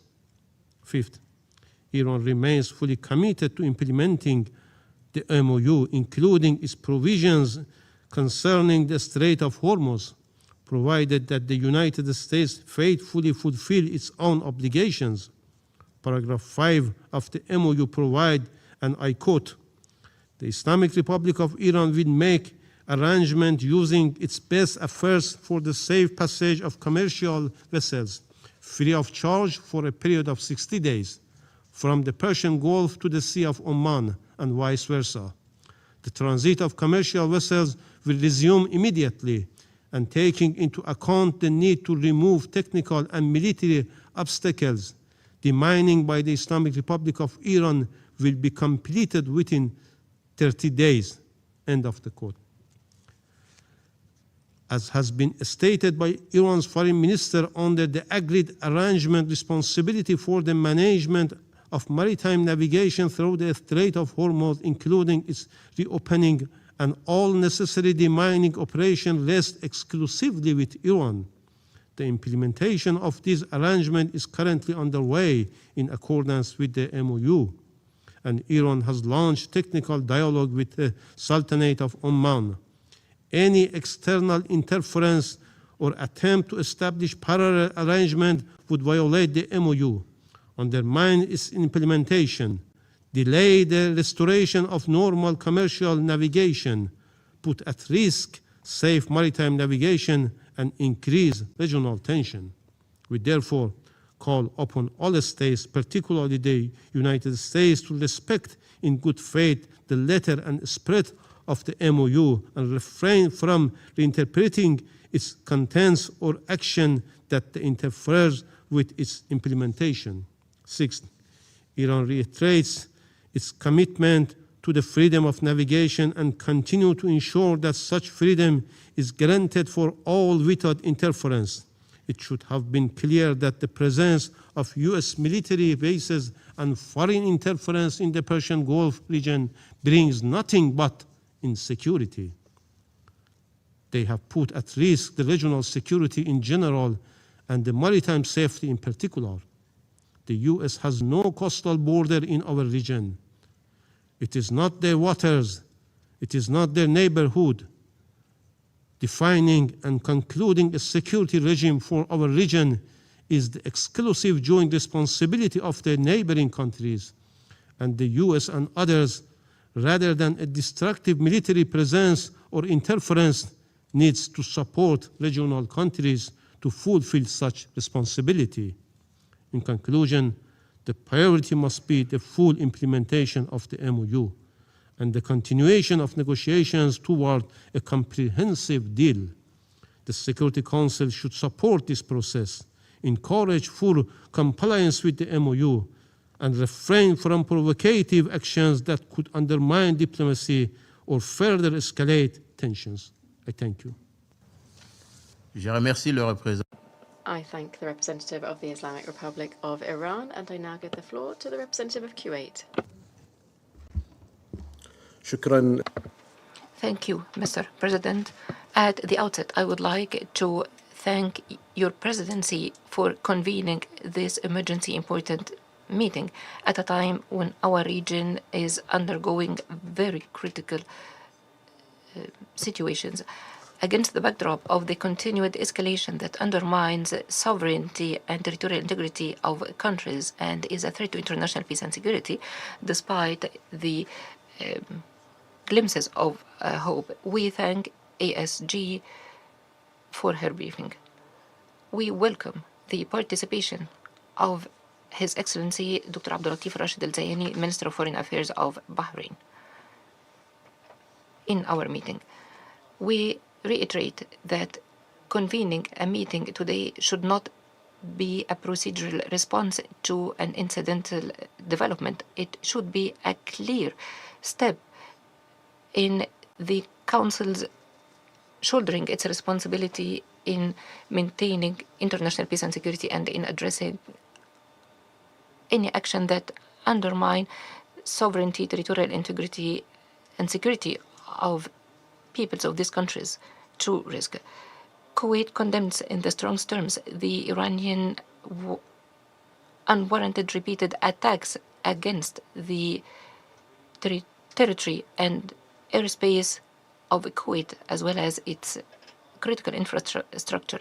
We also condemn attacks on Bahrain using ballistic missiles and drones, in addition to other kind of missiles, in flagrant violation to states' sovereignty and breach to rules of international law and the UN Charter.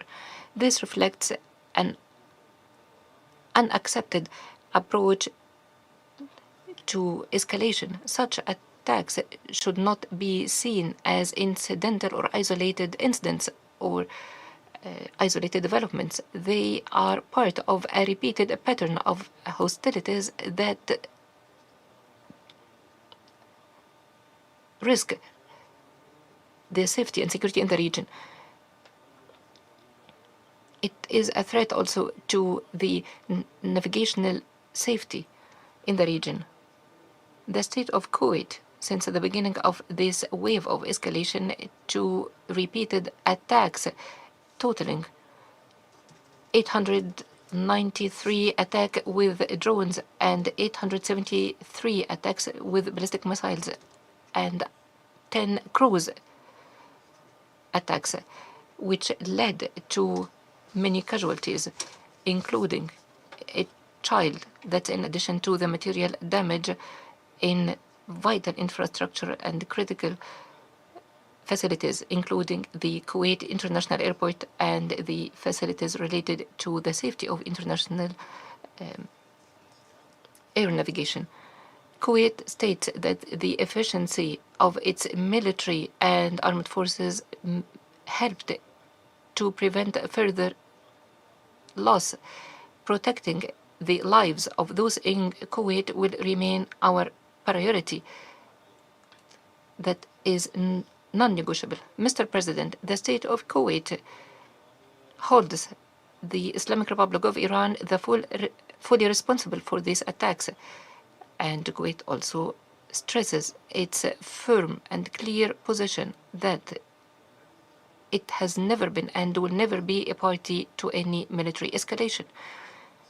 Kuwait has not allowed and will never allow its territories or airspace or territorial waters to be used to launch any hostilities against any other country. This is a principled, firm position based on the policy of the state of Kuwait in respecting sovereignty of states, and good neighborliness, and upholding international law and the UN Charter. However, this responsible position should not be met with attacks. Restraint should not be used as a pretext to target sovereignty or for neighboring countries to bear the consequences of confrontations not of their choosing and to which they have not been a party. State sovereignty are not a political margin that could be overlooked in cases of tension. Peoples are not a lever of pressure in any confrontation. International law is not a selective obligation to be invoked when need and ignored in cases of escalation. Accordingly, Kuwait reiterates its call to immediately halt these hostilities and to respect the sovereignty and territorial integrity of states and to refrain from the use or threat of use of force, and calls for the full compliance to rules of international law, including principles of good neighborliness and non-interference in internal affairs of states. Mr. President, Kuwait reiterates its full support and solidarity with the sisterly Kingdom of Bahrain in all efforts and measures it is taking to protecting its sovereignty, territory, and peoples. The security of Kuwait and of Bahrain and of GCC countries are integrated and inseparable. Any threat to one country is a threat to all other countries.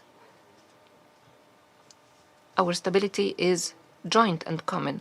The state of Kuwait commends the Gulf, Arab, and international positions which condemned these attacks, and we see in this condemnation a clear message that the international community does not accept targeting safe countries and does not accept turning the territories, facilities, and airspace of these countries to an arena to transfer the tensions. Mr. President, the Security Council has expressed through its resolution 2817 of 2026 its position regarding the attacks on countries of the region, including Kuwait, and on Bahrain. It reiterated the importance of respecting states' sovereignty and territorial integrity and to maintain maritime safety. Therefore, the state of Kuwait reiterates that the test to the credibility of the Council does not lie in adopting resolutions, but rather on implementing these resolutions and preventing the repeated violations. The resolutions have been adopted to address these violations. Those resolutions have stated that the impunity emboldens failing to take a decisive action would open the door to uncalculated escalation. Therefore, the state of Kuwait calls on the Security Council to convey a clear message rejecting these attacks and any action that undermines states' sovereignty and territorial integrity, and should call on Iran to end its attacks and refrain from any actions that can escalate and expand the scope of the conflict. Mr. President, Kuwait and Bahrain have endured severe attacks recently. However, the state of Kuwait reiterates that security and safety cannot be achieved by missiles or drones, cannot be maintained by threats and tensions. It can be achieved by dialogue, de-escalation, respect to international law, and address root causes of crises through peaceful means. In this connection, the state of Kuwait welcomes the diplomatic efforts that led to an MOU between the United States and Iran. The MOU addresses the outstanding issues between the two countries, including the halt of the acts of hostility and ensure maritime freedom in the Strait of Hormuz. State of Kuwait commends efforts by friendly and sisterly countries, top of which Qatar and Pakistan. That's in addition to other international endeavors to ensure de-escalation and to reduce tension. However, welcoming this step does not absolve any party from its legal obligations and does not justify in any way the continued aggression on states that have not been party to the confrontation. The success of any diplomatic effort hinges on respecting it and by halting all hostilities and to have concrete results enjoyed by countries and peoples of the region.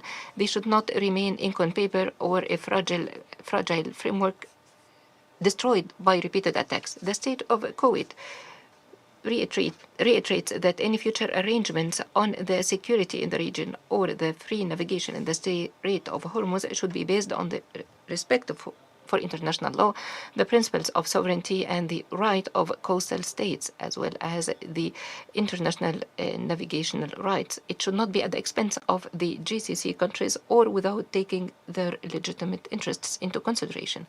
Mr. President, the state of Kuwait has proven throughout different crises that it is a state that believes in diplomacy and supports dialogue and upholds peaceful solutions. At the same time, it will not relent in defending its sovereignty, territorial integrity, security, and people. The restraint exercised by Kuwait is an expression of responsibility and wisdom. It's not a sign of weakness or a sign meaning that we accept the status quo. Upholding international law does not mean silence when it is violated. In conclusion, the state of Kuwait reiterates that the security of the Gulf is inseparable of the security of the region. Security in the region is not in the interest of the region, it is the interest of energy, economy, international peace and security, and the state of Kuwait will remain committed in upholding international law, in supporting dialogue. It will continue to reject any attack against its sovereignty, security, or territorial integrity, or against its people. Thank you, Mr. President. Je remercie. I thank the representative of Kuwait for the statement. The representative of Bahrain has requested the floor to make an additional statement. I give him the floor. Thank you, Mr. President. The Council, once again, has listened to a narrative that tries to twist the facts and to change the facts on the ground. However, facts are not measured by statements, but by documented acts. Mr. President, today's emergency meeting pertains to documented aggressions that targeted civilian objects, infrastructure, residential areas, and vital facilities in the Kingdom of Bahrain in a clear violation of the Charter, international law, and IHL, and Security Council Resolution 2817. These violations cannot be justified. No language can be used to justify them. No words can justify them. These violations continued a few days after the signing of the Islamabad MOU. This begs legitimate questions vis-à-vis Iran's commitment to its international obligations and the principle of good intent in the implementation of agreements. Mr. President, respect of sovereignty and commitment to international obligations and non-use of force or the threat of the use of force. These are not selective principles to be applied when they serve the interests of a particular state. However, they are preemptory principles that international law is based upon. Hence, any attempts to justify aggressions or distract the Council's attention away from such aggressions does not change their legal status and does not absolve Iran of any responsibility vis-à-vis these. We adhere to peace. We reiterate that. We support diplomatic solutions. However, at the same time, we believe that true peace is only based on respect of commitments and obligations. Agreements are not measured by what is announced when they are signed, but rather by what is implemented afterwards. In this regard, what we are asking today is clear and specific. Iran needs to immediately and fully adhere to Security Council Resolution 2817 in clear language that is unambiguous, as it has condemned Iran's aggressions and requested that they would be seized and that the sovereignty of states and their territorial integrity be respected. I thank you. I thank the representative of Bahrain for that statement. The representative of the United States has also requested the floor to make a further statement. I give him the floor. Thank you, Mr. President. Unfortunately, the representative of the regime started his remarks today by saying, apparently, this council should not meet, should not speak. Let me remind you where you are. This is not Tehran. This is the United States of America. This is the United Nations Security Council. You will not silence this body. The representative goes on to say that the ambassador from Bahrain, the foreign minister, myself, and other members of this body are full of lies, that we're lying. Let me ask you, what here is a lie? Who's lying here? Is this Arab family in Bahrain in a residential neighborhood whose home was destroyed by an Iranian Shahid drone? Are they lying? Crown Plaza Hotel full of tourists? Are they lying? First responders whose headquarters were struck deliberately so that they couldn't put out fires? Were they lying? Is this hypocrisy? Is this what this council is here to denounce today? I asked the representative, are these lies? Are these photographs? Are these lies? I'd say not. And then thirdly, we hear claims of self-defense in accordance with the UN Charter. My message, our message to the Iranian regime, the UN Security Council's message is closing international waterways is not self-defense. He claimed that threatening commercial vessels is part of their sovereignty and self-defense. I ask, did the Singaporean Air Force or military attack Tehran or attack Iran? No. But yet Iran attacked a Singaporean flagged commercial vessel. We have a representative here, we have the ambassador here from Panama. Panamanian flagged vessels were attacked just in this last week. Did Panama attack Iran? Is that self-defense against Panama? Please, I hope the representative responds. I don't think Panama attacked Iran. I don't think Singapore attacked Iran. I don't think the rest of the world has attacked Iran. What we're hearing, and let's call it out for what it is, driving up the price of energy, driving up the cost of food, denying 61, according to the UN, 61 developing countries basic life-saving aid.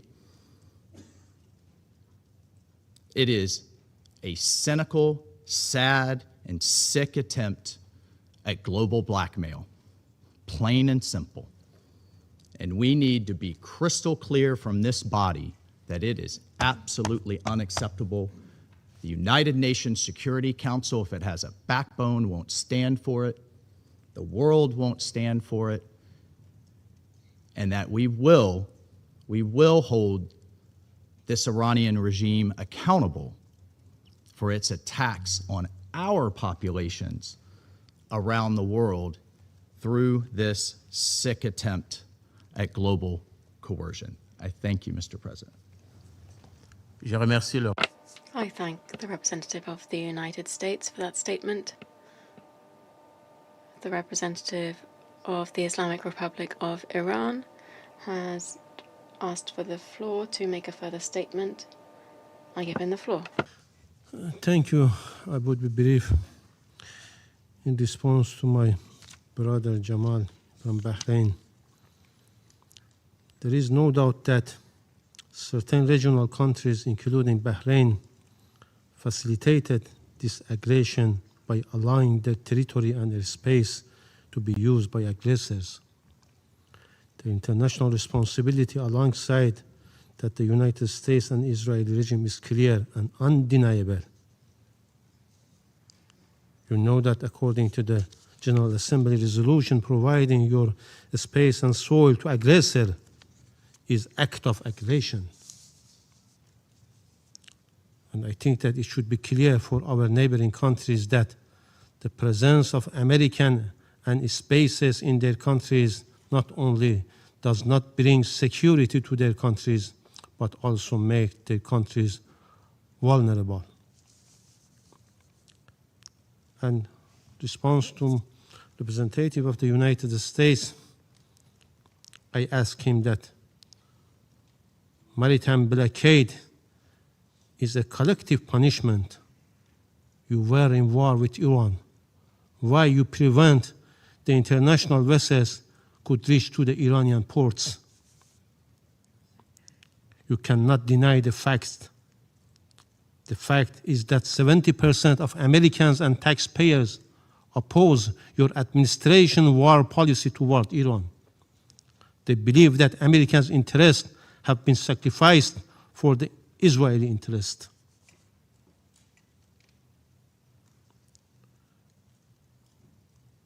And in Iran, reality of the nation-state relationship is also evident in the funeral of Supreme Leader, which will take place next week. You can close your eyes and ears, but you cannot change the truth.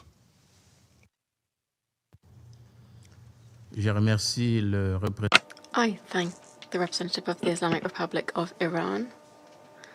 The representative of Bahrain has asked to make a further statement. I give him the floor. This will be for the last time.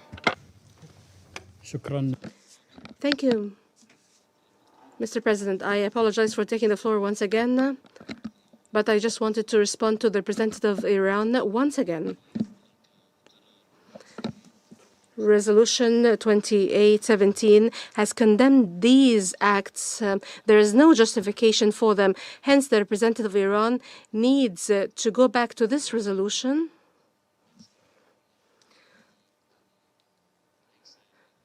We're meeting here not to make statements, but to look at acts and crimes that are documented, committed by Iran in Bahrain and the region. Hence, the justifications and pretexts provided by the representative of Iran cannot be justified. And the best evidence is the resolution adopted by the Council 2817. Hence, I will not speak at much length. This is a call for them to read this resolution carefully. This is the voice of the international community against Iran and its attacks. I thank the representative of Bahrain for that statement. I see no further requests for the floor. The meeting is adjourned.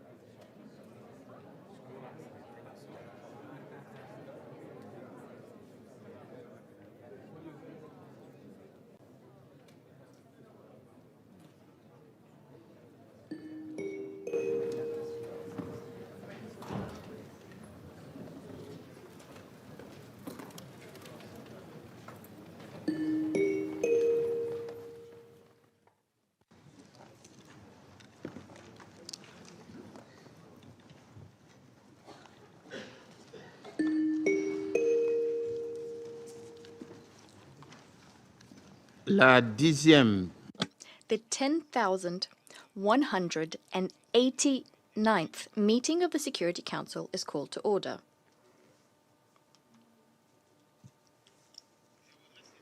I would like to take this opportunity to pay tribute on behalf of the Security Council to Her Excellency Ms. Leonor Zalabata Torres, the permanent representative of Colombia, for her service as President of the Council for the month of June. I am sure I speak for all members of the Council when I express my deep appreciation to Ambassador Zalabata Torres, as well as her entire team. We are grateful for the great diplomatic skill with which they steered the Council's business last month. The provisional agenda for this meeting is the situation in the Middle East. The agenda is adopted. In accordance with Rule 37 of the Council's Provisional Rules of Procedure, I invite the representatives of Kuwait and the Islamic Republic of Iran to participate in this meeting. It is so decided.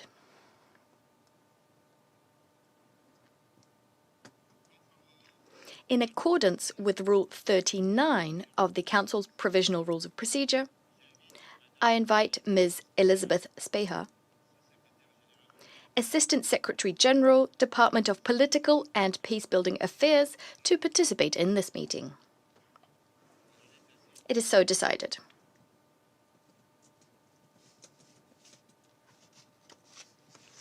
The Security Council will now begin its consideration of item 2 on the agenda. I give the floor to Ms. Elizabeth Speha. Merci, Monsieur le Président. Thank you, President. Mr. President, last weekend witnessed a troubling resurgence of military confrontations between the United States and Iran, even as mediation efforts continued in Doha under the auspices of Qatar to advance the implementation of the 17 June Memorandum of Understanding. The Secretary-General welcomes the joint decision to de-escalate and exercise restraint. This decision offers a measure of hope that dialogue and diplomacy can regain momentum. At the same time, the events of the weekend serve as a stark reminder of the fragility of the current situation and the acute risks of further escalation. Mr. President, while developments surrounding the recent escalation have been widely reported, allow me to provide a concise overview of the facts as we understand them. On 25 June, an Iranian drone struck the Singapore-flagged cargo merchant vessel Ever Lovely as it attempted to transit the Strait of Hormuz. The International Maritime Organization is reviewing the incident. Around the same time, a drone struck the Panama-flagged tanker Kiku near the strait as it transited along a route along the coast of Oman. The United States described these incidents as violations of the Memorandum of Understanding and as threats to freedom of navigation.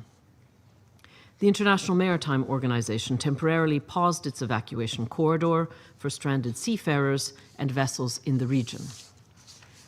On 26 June, the United States carried out strikes on Iran's coastal military infrastructure in Hormozgan province, followed by a second wave of strikes the following day.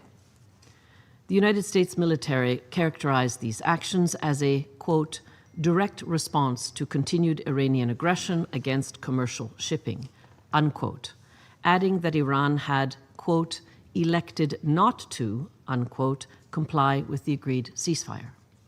The Iranian Foreign Ministry characterized the strikes as a, quote, blatant violation, unquote, of the Memorandum of Understanding, including its ceasefire-related provisions. Overnight into 28 June, Iran said it had targeted United States military infrastructure in the Gulf, launching ballistic missiles and armed drones. According to Iranian statements, targets included Ali al-Salem Air Base in Kuwait and the United States Fifth Fleet headquarters in Bahrain. Iran warned that further, quote, violations of the ceasefire, unquote, would result in a, quote, complete halt of ongoing diplomatic processes, unquote, while also threatening a, quote, crushing response, unquote, to any additional United States military action. Later on 28 June, the United States conducted further strikes on Iran. The President of the United States warned of additional escalation should Iran fail to comply with the ceasefire, indicating a readiness to intensify military action if necessary. The United States reported no casualties among its personnel and no damage to its installations in Bahrain and Kuwait. The Bahrain Defense Force reported intercepting several Iranian aerial threats. Bahrain's Interior Ministry also reported that a residential building had been damaged. No casualties were reported. This followed an earlier round of Iranian drone strikes on Bahraini territory on 27 June. In Kuwait, authorities reported intercepting 2 ballistic missiles in their airspace on 28 June, following earlier defensive responses to missile and drone threats. Mr. President, the Secretary General unequivocally condemns all attacks against civilians and civilian infrastructure. Such actions are unacceptable. Residential areas, ports, energy facilities, commercial vessels, and maritime personnel must be protected. The Secretary General has consistently underscored the importance of upholding navigational rights. Merchant shipping should not be used as a tool of pressure, and the security of international maritime routes must not be compromised. While maritime traffic is below pre-crisis levels, it continues, reflecting efforts to stabilize global supply routes. Every effort must be made to restore flows of oil, gas, fertilizer, and other critical commodities, thereby alleviating pressures on the global economy. We are encouraged by ongoing discussions aimed at strengthening guarantees for safe navigation in the Strait of Hormuz. In this regard, we note that Iran and Oman held talks on 29 June on the implementation of relevant provisions of the Memorandum of Understanding. Mr. President, on 28 June, the United States and Iran agreed to cease attacks on one another. It was further announced that Qatar would host indirect talks between the parties in Doha starting on 30 June on the implementation of the Memorandum of Understanding. These talks are ongoing. The United Nations welcomes the resumption of dialogue between the United States and Iran and encourages both sides to sustain engagement to advance the implementation of the 17 June Memorandum of Understanding. The breadth of the regional diplomatic engagement, including efforts by Qatar, Pakistan, Oman, and others, reflects the gravity of this moment. Continued coordination and constructive dialogue will be essential, both to manage immediate tensions and to lay the groundwork for longer-term confidence-building measures. Each new strike, each new interception, each new maritime incident increases the risk of miscalculation. After months of dangerous escalation, a return to full-scale hostilities would have catastrophic consequences for the peoples of the region, for international peace and security, and for the global economy. We therefore urge all parties to act with maximum restraint, to avoid actions that could undermine the ceasefire or close the door to diplomacy, and to comply fully with their obligations under international law, including the protection of civilians and civilian infrastructure and the preservation of freedom of navigation. Sustained political will and continued engagement will be critical to overcoming the current challenges and achieving a mutually acceptable and lasting agreement. At this juncture, the unified support of this Council for Diplomacy is more important than ever. The United Nations remains committed to supporting all efforts to prevent a return to conflict, restore stability, and advance a comprehensive and durable resolution of this conflict. Thank you. I thank Ms. Speha for her briefing. I now give the floor to members of the Council wishing to deliver statements. I give the floor to His Excellency, Mr. Abdullatif bin Rashid al-Zayani, Minister for Foreign Affairs of Bahrain. شكرا سيد الرئيس. Thank you, Mr. President. Mr. President, Excellencies, distinguished members of the Security Council, at the outset, may I congratulate the Democratic Republic of the Congo on assuming the presidency of the Security Council for this month, and thank the Republic of Colombia for its presidency last month. I also extend my appreciation to the Assistant Secretary General of the United Nations for peace-building support for her valuable briefing. I thank this esteemed Council for responding to our request to convene this urgent meeting.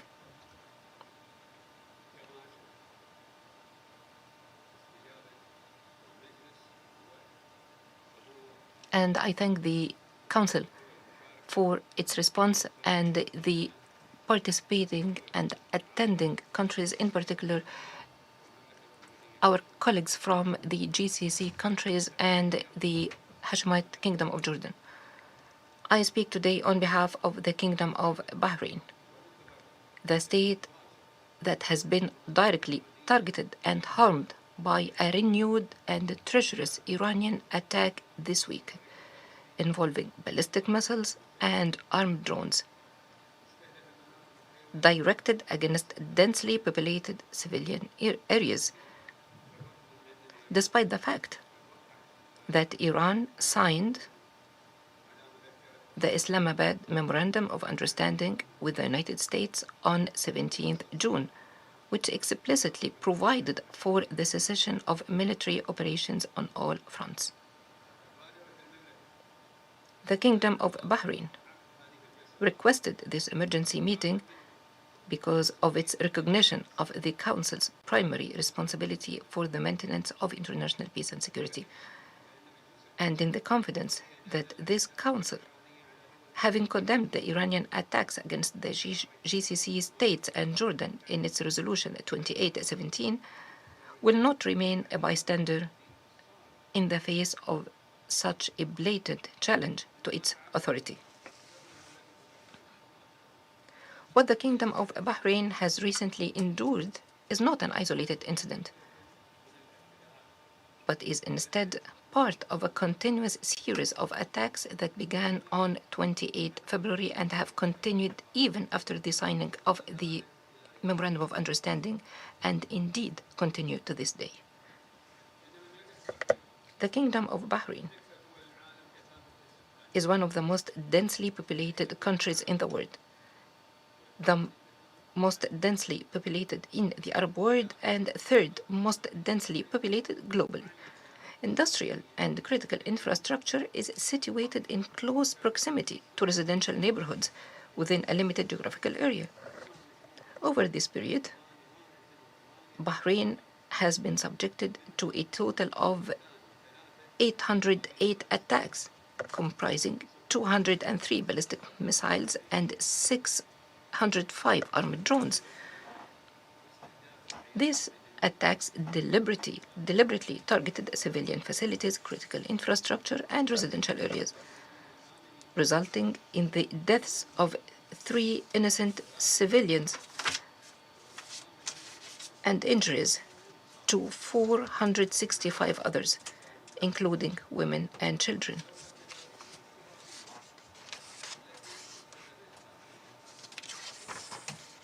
Had it not been for the precautionary measures taken by the competent authorities, the consequences would have been far more devastating. The effects of these attacks have extended well beyond human and material losses. They terrorized peaceful civilians, spread fear among the population, and severely disrupted normal daily life.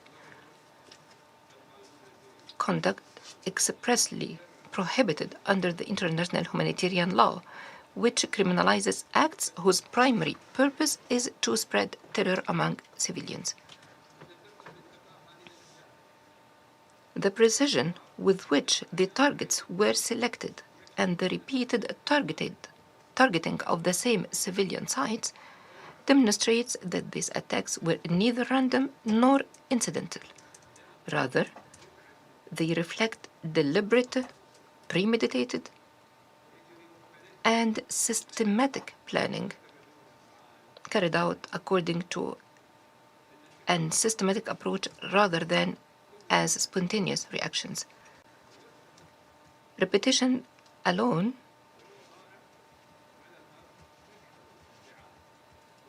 removes any doubt and establishes intent. The facts on the ground also disprove Iran's claim that these attacks are directed solely against military objectives.